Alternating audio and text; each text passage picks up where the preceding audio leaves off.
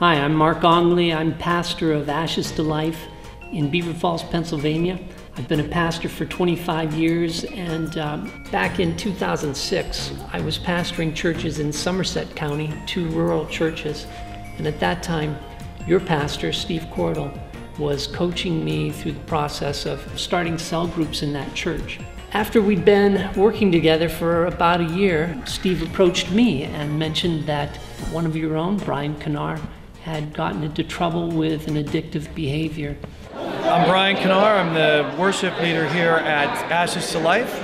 I met Pastor Mark about almost 5 years ago now, as I was going through a really tough time in my life, facing some of my past wounds and addictions, and we started a Sunday evening recovery, a Crossroads to Recovery service, and I came on board kind of helping to lead worship there. Then we moved to a Sunday morning service and became Ashes to Life. Again, still continuing wanting to reach out to Beaver Falls, reaching out to this community. When I first started ministry here in Beaver Falls, I began to notice alcoholics were coming to my church services. Some of them became Christians, some of them became members. We have problems with drugs, prostitution.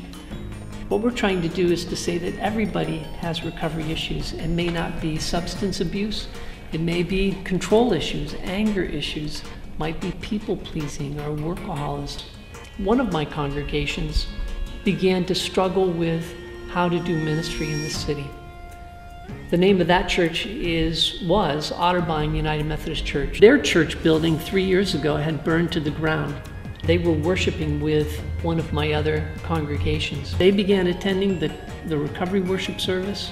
I began to challenge them. I began to say, if you want to do ministry in a more vital fashion, if you want to renew your church, you need to do one of 4 things. You need to change the name of your church, because nobody knows who Otterbein was. You need to change the name of the church. You need to change the style of worship to be more contemporary.